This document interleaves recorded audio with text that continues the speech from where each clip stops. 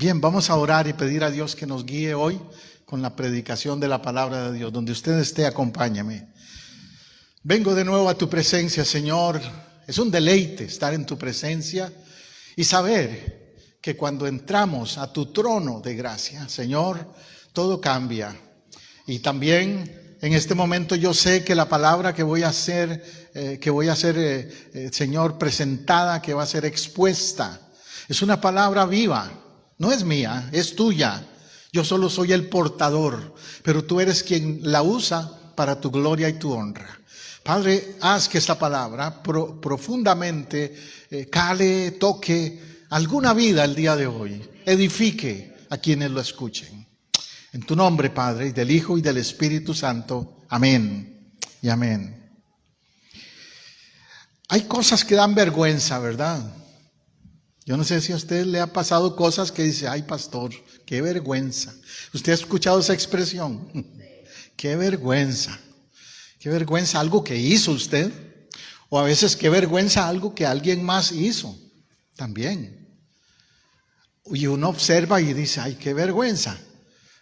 Es una expresión muy común.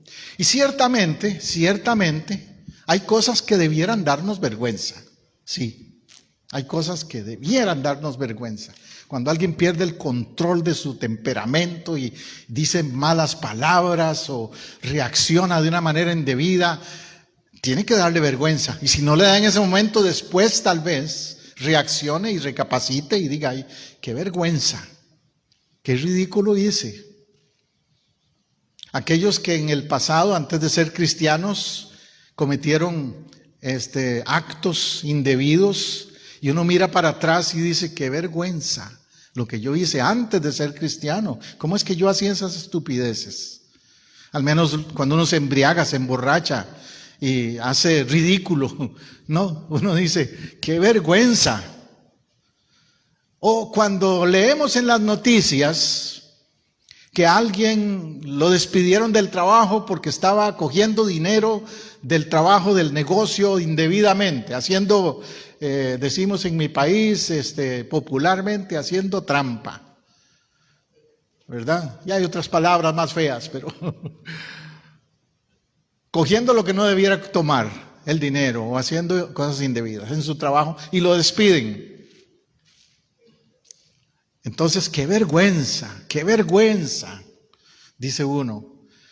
Y tantas otras situaciones que se dan en la vida en las que uno debe de sentir vergüenza. Pero lo opuesto a lo que quiero referirme hoy, más que todo es a lo que no me debe dar vergüenza. No me debe dar vergüenza. Y eso es el tema al que me quiero referir. Más que todo, Romanos 1:16. Romanos 1:16 dice estas palabras: porque no me avergüenzo. ¿Ves? No me avergüenzo. ¿De qué? Del Evangelio. Pues es poder de Dios para salvación de todo el que cree, del judío primeramente y también del griego. El apóstol Pablo dice, no me avergüenzo. En aquel tiempo era, según la sociedad romana y los judíos y muchos otros en esa época, los griegos, etcétera, era una vergüenza seguir a Jesús o ser cristiano o decirse cristiano. Era una vergüenza. Los ridiculizaban, los veían como fanáticos, como locos. Y entonces a veces los hacían sentir como que debiera darles vergüenza a ustedes estar metidos en esa religión. Yo soy cristiano hace más de 40 años y vengo de un país latinoamericano donde predomina la iglesia tradicional. Entonces en esa época, cuando yo me convertí, también a los evangélicos nos hacían sentir muy mal. Se burlaban de nosotros. Si alguien se topaba con un cristiano evangélico hace 40 años atrás por la calle, a veces le sacaban la vuelta y se persinaban, ¿verdad? Y se iban para el otro lado de la calle. O si te veían con una Biblia debajo del brazo. De hecho, a algunos cristianos a veces les daba vergüenza que lo vieran con una Biblia debajo del brazo. A mí nunca me pasó eso, pero algunos sentían eso, como que, ay no, es que se van a burlar de mí, se van a decir, ahí va el pandereta, el aleluya. A mí me decían todo eso. Me veían pasar por ahí en la calle con una Biblia debajo del brazo y me molestaban mis amigos, mis ex amigos. Me molestaban porque ya no andaba con ellos en las mismas cosas de antes. Entonces decían, profeta, ¿cómo estás? Pandereta, aleluya. Y se burlaban porque me veían con una Biblia debajo del brazo. Qué tremendo, ¿no? Pero Pablo dice, no me avergüenzo. Yo no sé usted, pero ¿a usted le avergüenza que se den cuenta que usted es cristiano? ¿En su trabajo? ¿En la oficina? ¿En la calle? Qué bueno es oírlos decir no. Y si usted que me está oyendo y oyendo en otro lugar puede decir no, ojalá que pueda decir no. Ojalá que dentro de su corazón, en su conciencia diga, ay pastor, han habido momentos en que sí, en que yo me he camuflado, que no he actuado como cristiano en ciertos ambientes para que no se burlen o no me critiquen. No, a mucha honra eso, a mucha honra. No me avergüenzo del evangelio. Y es que el evangelio es Cristo, es el mensaje de Cristo. ¿Cómo vamos a avergonzarnos de eso? No. Además dice el apóstol Pablo, pues es poder de Dios para salvación. El evangelio no es cualquier cosa, no es cualquier palabrita filosófica, no son las ideas humanas nada más. El evangelio representa el poder de Dios. Hay algunos que han pensado que el evangelio es una religión, por eso a los cristianos nos llaman evangélicos, porque seguimos ¿qué? El evangelio. Sí, yo puedo decir que soy cristiano porque sigo a Cristo y evangélico porque predico y creo en el evangelio. Y no me avergüenzo porque es poder de Dios. ¿Poder en qué sentido? Poder en cambiar vidas, poder en... Mira, el que dice eso es Pablo, un hombre que era casi ateo, un religioso fanático, un perseguidor de los cristianos, un hombre que se oponía a la fe y ahora dice, no me avergüenzo. ¿Ves qué cambio radical dio en la vida de Pablo? Y lo puede en tu vida dar también, porque hay poder en el evangelio.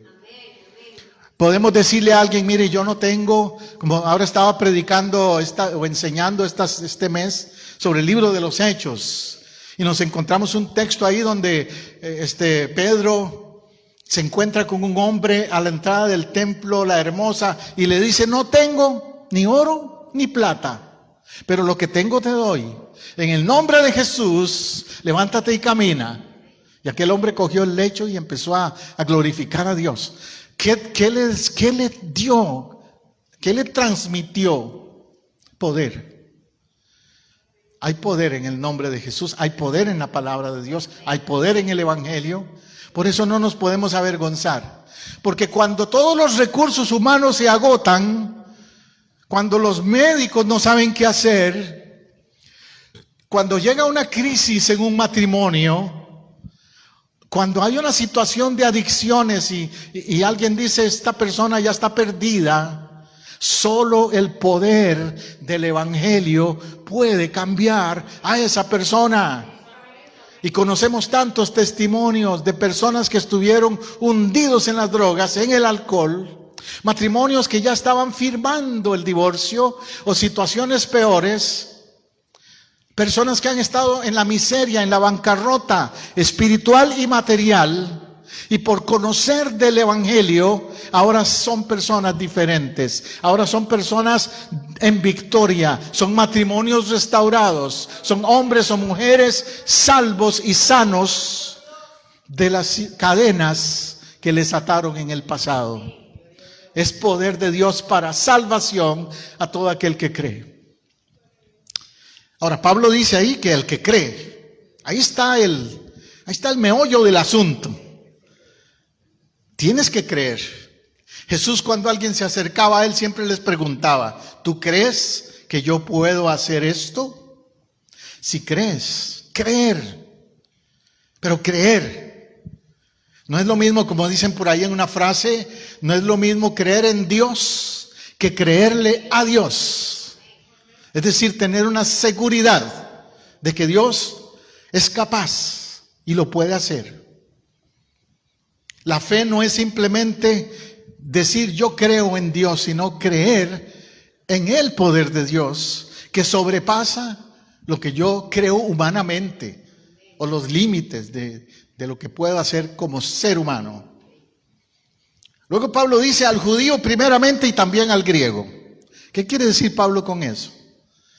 Que tanto el religioso como el no religioso pueden conocer este poder del evangelio. El judío representaba al que tenía religión pero que no tenía relación con Dios. Es lamentable que hoy día todavía hay mucha gente que tiene religión sin relación con Dios. Conocen de oídas a Dios. Ocasionalmente van a un templo tal vez.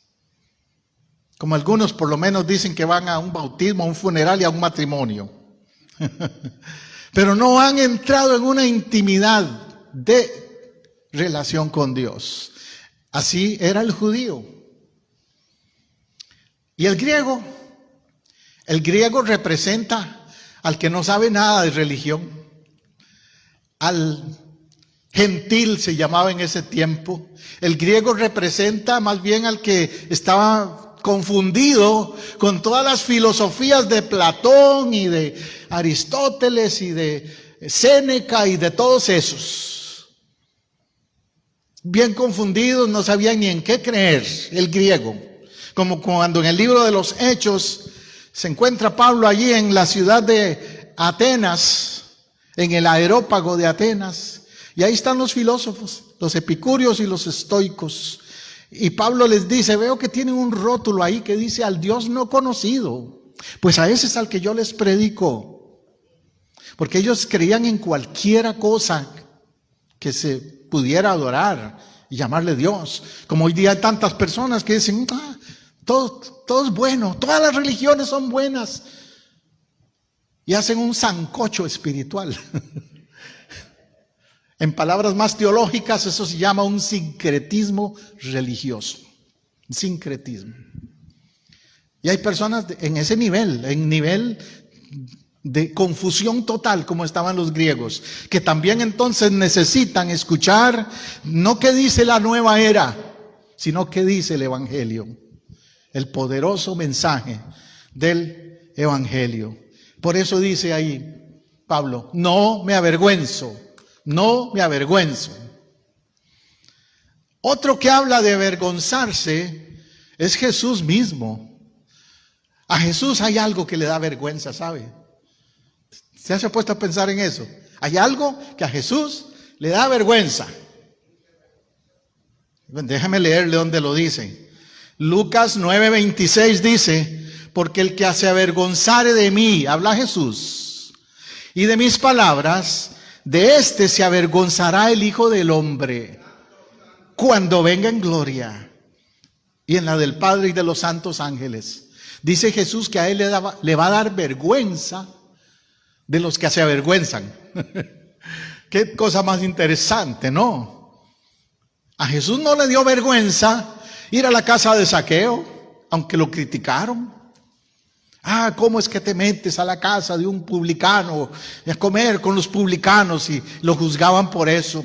Jesús, ese es un comelón y bebedor de vino. Y así hablaban de él. De Nazaret, qué bueno puede salir.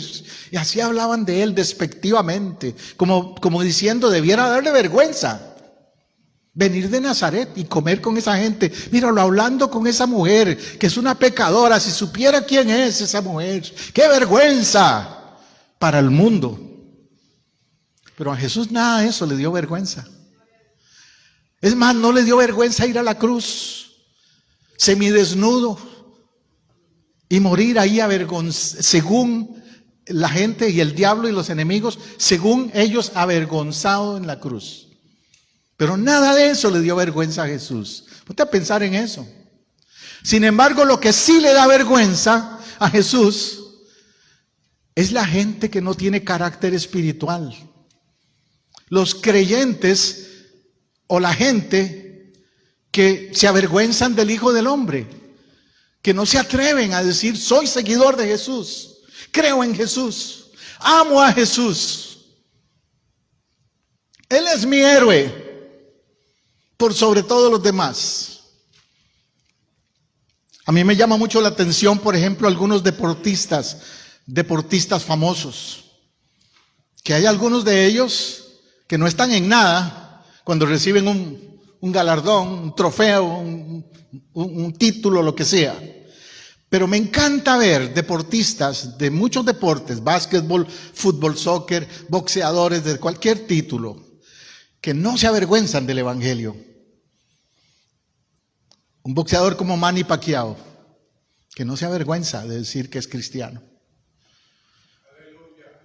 Jugadores de fútbol como Kaká, que se quitaba su camiseta y abajo andaba otra camiseta que decía: yo soy de Cristo. Y otros más que le puedo mencionar, que no se avergüenzan, y cuando reciben un galardón, un cantante, un ministerio también, dicen: yo le doy la gloria al Señor de señores y Rey de reyes por este premio. Primeramente a Dios, a mis padres, a mi esposa, a los que me apoyan, me han ayudado. En lugar de pararse y decir: yo soy el mejor, no hay nadie mejor que yo, por eso me lo merezco, arrogantemente, ¿verdad? Bueno, él está confesando eso y hay otros que lo han hecho también, porque es importante declarar, confesar, no avergonzarse. Y dice Jesús: el que se avergonzare de mí y de mis palabras. Qué interesante eso. Jesús dice que no se avergüencen de su persona, de quién es Jesús, ni de sus palabras, o sea, lo que él dijo. Yo a veces he tenido que decirle a alguien: mire, usted puede estar en desacuerdo conmigo, pero lo que le voy a decir no lo digo yo, lo dice el Señor Jesús. Un día iba un grupo de gente, de amigos, eran en la época en que trabajaba en lo secular, y iba con unos compañeros de trabajo, e iban hablando un montón de tonteras y cosas feas, iban hablando mal. De pronto uno de mis compañeros, que era medio cristiano era ese, pero sabía del evangelio, y sabía que yo era cristiano también, entonces me dice: José, ¿qué opina usted de estos? ¿Qué opinas de ellos? Y yo le dije: yo no puedo opinar, pero la Biblia opina. El evangelio opina. Jesús dio una opinión, y es esta: de la abundancia del corazón habla la boca. Y se quedaron todos calladitos. De ahí en adelante no hablaron mal. Porque yo les di no mi opinión, la opinión de Cristo. Pueden argumentar conmigo, pero no con lo que dijo Jesús. Arréglate con Él si no te gusta el mensaje, porque Él fue el que lo dijo. El que se avergonzare de mí y de mis palabras, de este se avergonzará el Hijo del Hombre cuando venga en gloria con el Padre y los santos ángeles. O sea, llegará un momento en que Él va a regresar. Cristo viene, vuelve. Y cuando Él vuelva, se va a dar cuenta quiénes son los que van a decir ahí: Señor, bienvenido. Y quiénes eran los que se andaban escondiendo de hablar de Él, de testificar de Él. Segunda Timoteo 1:12 dice: por lo cual también sufro estas cosas. Sufro. Pablo escribe y dice que él sufre. La vida cristiana no es color de rosa todo siempre. Pero dice, hay un pero. Yo le he dicho que a mí me encantan los peros de Dios. Los peros que encuentro en la Biblia. Y aquí hay uno. Pero no me avergüenzo. ¿No me qué? No me avergüenzo. ¿De qué? De sufrir. Puede ser que también a veces algunas personas pasan dificultades y son cristianos. Y puede ser que algunos no cristianos digan: Bueno, si usted es cristiano, ¿por qué le pasa eso? Si usted es cristiano, ¿por qué perdió el trabajo? Si usted es cristiano, ¿por qué está enfermo? Si usted es cristiano, ¿por qué tal cosa? O si usted es cristiano, ¿por qué le persiguen y lo critican otros? Bueno, si lo hicieron con Jesús, a Jesús lo persiguieron, lo criticaron y lo mal informaron, ¿verdad? No te extrañes que te pase a ti. Pero con todo eso Pablo dice, no me avergüenzo, no me voy a echar para atrás, porque dice, yo sé en quién he creído. Note eso, Pablo dice, yo sé en quién he creído. Es que ahí está la clave, ¿sabes? Tener convicción de en quién has creído. Cuando tú sabes en quién has creído, no te importa la opinión de los demás, la opinión negativa de los demás. Ahí sí puedo decir, me resbala. Me resbala lo que el enemigo quiera decir, si Dios está conmigo y Él conoce mi corazón. Y yo sé en quién he creído. Yo sé que yo sé que yo sé. Es más, dice, y estoy convencido. ¿Cómo está Pablo? Convencido de que es poderoso para guardar mi depósito para aquel día. Pablo hace una declaración de convicción de fe, porque la fe requiere convicción. Convicción, estar convencido. No nada más, tal vez sí, no sé. No, poder contestar y decir, yo sé que yo sé que yo sé. ¿En quién he creído? Y si Él dice esto, está en sus promesas, yo no voy a cuestionar. No voy a cuestionar lo que Dios dice y lo que su palabra dice. Y Él va a guardar mi depósito. ¿Cuál es mi depósito? Es mi vida, lo que soy, lo va a guardar. Eso es algo que yo tengo que tener convicción. Por ejemplo, ahora con esto de esta crisis que hay, de este virus y todo eso, a esta palabra se aplica. Tú puedes decir, yo sé en quién he creído y Él va a guardar mi depósito, mi vida, en medio de esta crisis, para guardarme y protegerme, siempre. Aleluya, aleluya. Hay un caso de lo opuesto. He hablado de un caso positivo, Pablo, pero hay el caso de Israel, de Jerusalén, que eran rebeldes, y que sí, no cambiaron su actitud en cuanto a la vergüenza.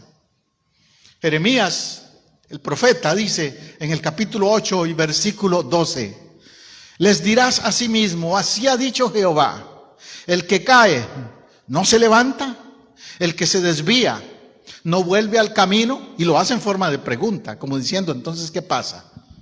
Se supone que si te desvías, vuelvas al camino, no que te quedes donde estás. Que si te caes, te levantes, no que te rindas, no. Entonces, versículo 5 sigue preguntando, ¿por qué es este pueblo de Jerusalén rebelde con rebeldía perpetua? ¡Qué terrible! Abrazaron el engaño y no han querido volverse. ¿Cuál engaño? En aquella época el engaño eran los ídolos falsos, los dioses falsos, las filosofías falsas, las prácticas paganas. Lo podemos aplicar a nuestro tiempo también con tanta filosofía falsa, tantas religiones falsas que hay, tanto que el mundo ofrece, ¿no? Y ellos abrazaron eso. Una vez leí una frase que decía, no hay problema en tropezarse con una piedra. El problema es enamorarse de la piedra.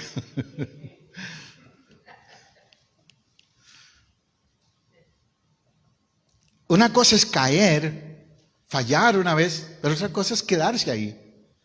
Abrazar el pecado y no querer volverse, quedarse tranquilo en esa condición. Verso 6 dice, escuché y oí, no hablan rectamente. ¿Quién dice que escuché? El profeta dice que Dios dice que escuchó. Que Dios escuchó cómo hablaban. Y dice, no hablan rectamente. Dios oye lo que tú dices. El enemigo también. Escucha si hablas rectamente. Si hablas con visión, con fe, con esperanza, o si hablas con queja y con maldición. ¿Cómo hablas? Diciendo, ¿qué he hecho? Preguntándose, pues yo qué hice mal. ¿Ves? Eran esta gente en Jerusalén, que decía, no, yo estoy bien, ¿qué he hecho? No reconocían que estaban mal. Cada cual se volvió a su propia carrera, como caballo que arremete con ímpetu a la batalla. O sea, andaban a lo loco, su vida, al garete, sin dirección, y haciendo lo que les daba la gana, viviendo fuera del plan y la voluntad de Dios. Y todavía preguntaban, ¿qué he hecho? ¿No le ha pasado a usted que se encuentra con personas que usted trata de hacerles ver que su vida no va bien y te dicen, no, pero ¿qué? ¿En qué estoy mal? Verso 12 dice, ¿se han avergonzado de haber hecho abominación? Pregunta a Dios, ¿se han avergonzado de haber hecho abominación? Porque Dios quiere que sientas vergüenza de lo que le abomina a Dios. Ahí está el mensaje. Por eso comencé diciéndote que hay cosas que debieran darnos vergüenza. Y si hay algo que debiera darnos vergüenza es lo que abomina a Dios. Tenemos que preguntarnos, ¿las cosas que yo hago abominan a Dios? Si abominan y avergüenzan a Dios, no debo hacerlas más. Tengo que preguntarme eso. ¿Mi estilo de vida avergüenza a Dios o glorifica a Dios? ¿Mi forma de hablar avergüenza a Dios o glorifica a Dios? ¿Mis hábitos avergüenzan a Dios o glorifican a Dios? ¿Ves? Ciertamente no se han avergonzado en lo más mínimo, dice, ni supieron avergonzarse. Caerán, por tanto, entre los que caigan, cuando los castigue, caerán, dice Jehová. Versículo 12 de ese capítulo 8 en Jeremías. Jeremías era un profeta fuerte cuando hablaba. Un día leí una frase interesante de un pastor amigo mío que decía, yo no veo tantos profetas hoy día porque los profetas casi nunca están en los púlpitos, no son populares, van a tirar tomates o piedras, porque hablan fuerte, como Jeremías. No son profetas los que te están diciendo solo cosas bonitas. Esos son pseudo profetas que andan por ahí. Pero el profeta como Jeremías te va a sacudir la conciencia, como lo hizo en esta ocasión con Jerusalén, con la gente de Jerusalén.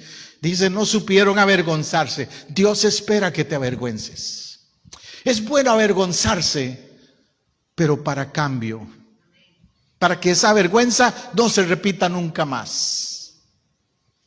Como te dije antes, tal vez en tu vida pasada tú dices, me acuerdo, sí, pastor, que yo hice tal cosa y qué vergüenza, pero nunca más lo he hecho otra vez desde que vine a Cristo. El problema es si sigo enredado en el lodo, enredado en el pecado. El problema es si no he hecho el cambio necesario en mi vida. Amén. Déjame ir aquí un poquito más adelante. Ahora es el momento. Ahora es el momento. 2 Corintios 6:2 dice, en el tiempo propicio te escuché, en el día de salvación te socorrí. He aquí ahora es el tiempo propicio, he aquí ahora el día de salvación. A los latinos a veces nos critican, los hispanos tenemos un mal hábito, ¿verdad? Que todo lo dejamos para mañana. ¿Cuándo vas a cortar la yarda?, nos dice la esposa. Mañana. No le dé codazos a su esposo ahora, pero ¿cuándo vas a lavar el carro? Mañana. ¿Cuándo? Y todo es mañana. Hasta yo mismo me estoy predicando hoy, ¿sabe?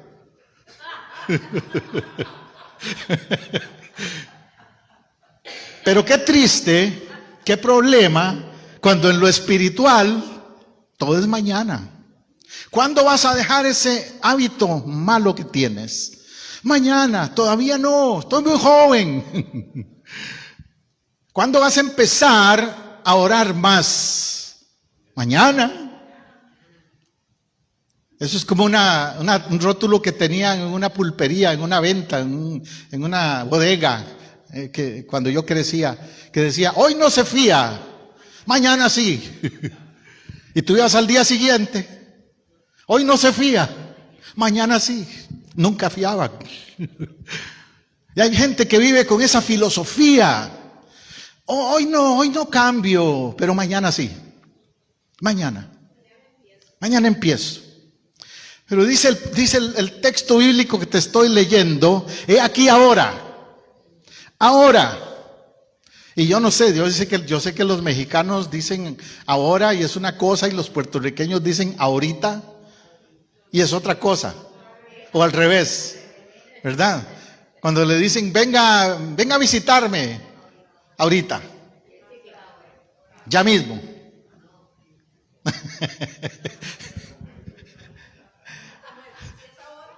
Y si es ahora, puede ser mañana, otro día, no sé. Pero no lo tenemos claro. ¿Y en lo espiritual qué? En tus decisiones espirituales, ¿es ahora o nunca? Ahora, pero en el sentido correcto castellano de la palabra ahora. ¿Es ahora o nunca? Porque dice, he aquí el día aceptable. Es decir, el día aceptable es hoy. ¿Cuándo es el mejor día para ser salvo?